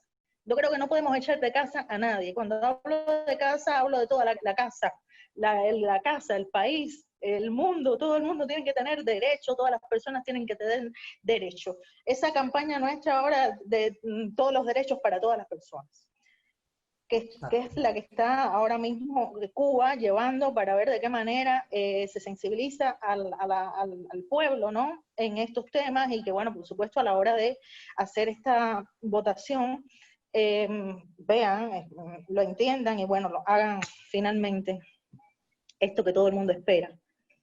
Hay una anécdota, perdón, si ella es alta, hace un tiempo en un taller que asistí, había una mujer, una costarricense, que decía, hasta en Cuba, cuando ellos iban a decir que algo está ocurriendo de manera positiva, ¿no? En la sociedad en cuanto a derechos, decían, hasta en Cuba ya lo hicieron, ¿no? Y ahora resulta que aprobaron la ley del matrimonio en Costa Rica. Entonces, ¿cómo puede ser que un país tan pionero, ¿no? En todos los derechos, no permanezca tupido, ¿no? Con el tema de aprobar estas cosas? Bueno, o sea, acá en Argentina, perdón, acá en Argentina el tema revolucionario y lo más importante político que está aconteciendo es el tema del aborto. Detrás de la bandera del aborto y los pañuelos verdes, digamos, bueno, están apareciendo documentales muy interesantes y cosas, pero bueno, fíjate, acá el tema es ese, ¿no? También lo que divide aguas y se pelean en la calle y es con mis hijos no te metas, y por un lado los pañuelos celestes y los verdes, ¿no? Lo que hizo división de aguas en Argentina es el tema del aborto, lo que sigue haciendo, ¿no? Muy fuerte. Que tenemos que trabajar mucho con la educación sexual desde siempre, desde la infancia, que sea como un contenido más dentro de la pedagogía, ¿no? Y para trabajar, hay que trabajar. Así, mientras mis hijos, por ejemplo, hembra y varón, según ellos, y hasta ahora llevan todo este tema sin ningún tipo de conflicto. Porque desde que nacieron están mirando toda la línea de mi trabajo, las personas que me visitan, las personas con las que trabajo, y mis amigos, mis amigas, y al final ellos lo llevan súper bien. O sea, todo depende de lo que tú, de la educación que tú le des a las personas. Y la educación sexual. Y desde lo laico también hay que trabajar, porque acá el tema con la religión, por lo menos en mi país, es bastante complejo. Hablando un poquitito de ese tema de la educación sexual, desde lo laico, es complicada la moral religiosa, la educación. O sea, el catolicismo en Latinoamérica yo creo que nos ha obligado un poco a estar ahí siempre como con pudor, ¿no? Entonces, claro, o sea... Son otras nuevas religiones también que vienen. Es complicado. Bueno, la revolución, aquí en Cuba es un país laico. No, Paraguay también. ¿Cuántas contradicciones? Entonces, yo quisiera... Chile se Claro. supone que también. Claro, entonces el problema es que de título sí, pero de accionar no. Claro. Sí, Las nos separamos de la iglesia, pero la iglesia está ahí todo el tiempo. Entonces, y Y es ahí no está es la fácil. película, perdón, y ahí está la película de Almodóvar, La mala educación. Buena peli. Claro. Igual a mí fue interesante también esto porque cuando con la película tuvimos la oportunidad de tener debates, por supuesto salía el tema de la religión en el debate al ser una película de lesbianas, como nos estigmatizaban. Entonces, yo siempre decía, o sea, uno tiene derecho a creer lo que quiera, pero las atrocidades que pueda cometer una iglesia tiene que ver con el poder que el Estado le da, así que es responsabilidad de los estados también limitar eso, y eso va a ser una pelea mucho más larga que esta. De todas maneras. Va a ser mucho más larga y mucho más complicada, porque los estados son los que les dan ese poder, estén o no en la Constitución, en las dinámicas y en las prácticas están. Así que ese es un capítulo, es otro Zoom. Bien. Te preguntaban algo, Forch, del corto que está en Instagram, Transitar. Sí, cuénteme, dígame. Dice, me llamó la atención la sensibilidad del corto, pero también la ausencia de un eslogan o pancarta explícitamente activista sobre la existencia trans. Me gustaría escuchar sobre tu decisión de tratar el tema desde una sensibilidad cotidiana sobre lo explícitamente activista. Porque me parece que esas cosas a veces hacen falta, ¿no? Un poco para mí, yo me rodeo y a mí lo trans es algo que está muy cercano, ¿no? Un poco a mi vida. Y claro, y siempre necesitamos, cuando, en especial, claro, lo trans lleva poco tiempo en la palestra. Es algo que no lleva lo mismo que los homosexuales o las lesbianas. Es un término que hemos acuñado hace poco, además. Entonces siento que como eso ocurre, uno sale inmediatamente con las pancartas porque la necesidad va desde hacerse notar, desde mostrar que uno está acá, de que está siendo discriminado, de que nos están matando, de que hay una cantidad de problemas y falta de cuidado y de respeto con la comunidad trans muy importante, pero también, justamente como decía Adrián, la gente trans también hoy en día, gracias a las que han luchado hoy y a las que partieron, digamos, paradas en la esquina, ya, digamos, están un poco en todos lados. Entonces, para mí era importante demostrar que no todo el mundo, uno, anda con la pancarta, y dos, de que ser trans también es la forma en la que la gente vive. Entonces, eso debería estar también a veces desligado de cualquier tipo de activismo y solamente debería... Además, es un corto muy cortito, dura 1 minuto y medio, y es la cotidianidad de un hombre trans en su día en el campo. Entonces, viste, qué sé yo, todo muy simple. Pero para mí eso era lo importante, era mostrar la cotidianidad y cómo, al igual que tú, hace 1 millón de cosas, se viste, se lava los dientes, toma café, trabaja. Porque, claro, hay un montón de cosas que son de activismo y son súper importantes de tenerlas ahí, pero también a veces hay que apelar a otra cosa, ¿no? Apelar a que la cotidianidad también existe, ya que somos todos iguales de alguna u otra forma, aunque seamos profundamente diversos y distintos. Entonces, para mí tenía que ver un poco con eso, como con no llenar de pancartas, y de hecho yo creo que hay gente que incluso quizás lo puede ver y no entenderlo, no lo sé, pero creo que es importante no siempre, o sea, estar con el puño en alto sí, la mayoría del tiempo, pero a veces también bajarlo y entrar en eso como un poco más privado. Qué bien. Dos preguntas para Foch. Y ya ese hecho de vivir consecuente con su identidad, ¿no te parece ya en sí un acto político? Para mí lo es, pero como Claro. no tiene, no dice visibilidad trans, no hay una pancarta por detrás, a mí me parece que todo lo que uno hace de alguna u otra forma es político. Creo que uno no puede decir algo digamos, zafándose de la política. Creo que en especial hoy en día la política, en especial con lo que está pasando en Latinoamérica y en todo el mundo, hoy en día es parte de todo lo que hacemos. Es como el feminismo, a la gente que es feminista, ya uno no lo separa, ¿no? Y una vez que uno ya está en la edad de entender lo que es la política y la vida y el activismo, empieza a ser parte de quien uno es nomás. No creo que sean ya separables.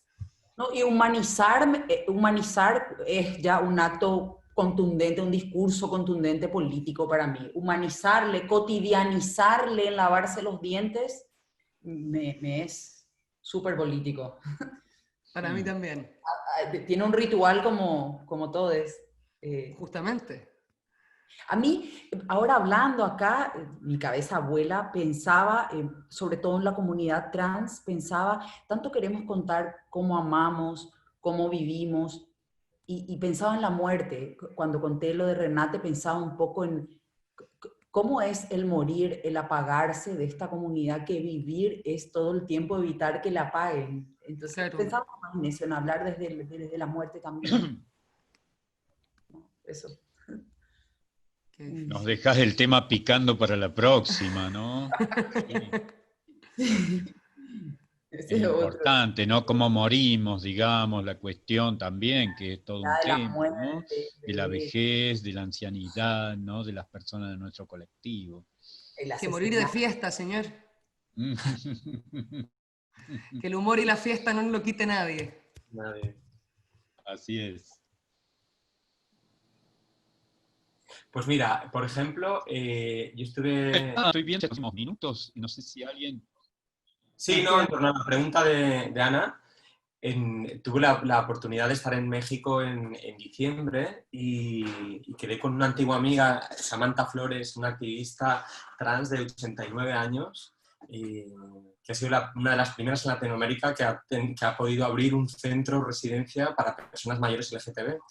Y de repente es una iniciativa bellísima y súper necesaria para encontrar un espacio de encuentro y de compañía, de apoyo y de comunicación para un montón de personas que, claro, tienen una edad que realmente ya tienen suerte de seguir en este mundo y que pueden ir allí. Y nada, estuve allí de visita y me pareció como una buena respuesta a este debate, ¿no?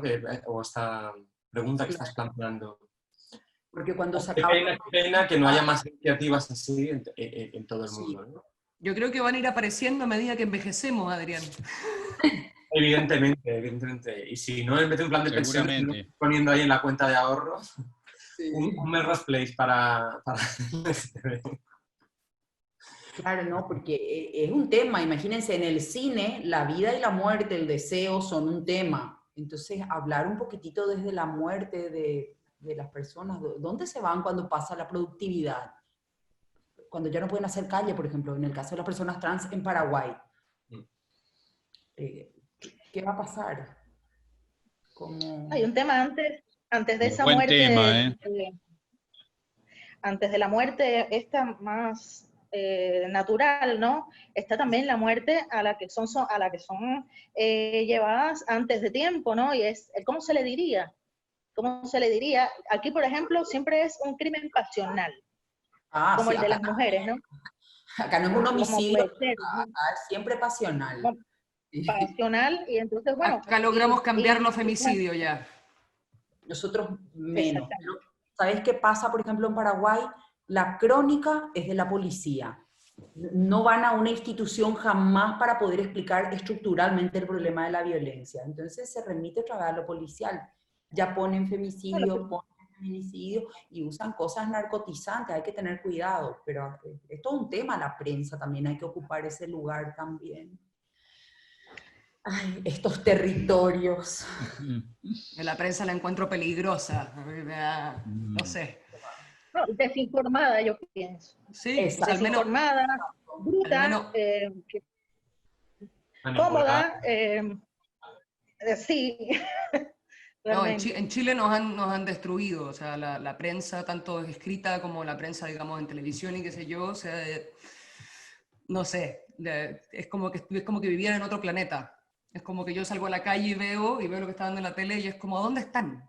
¿En qué país están? Porque acá dice que están en Chile, veo la calle, pero no hace ningún sentido con lo que está pasando realmente.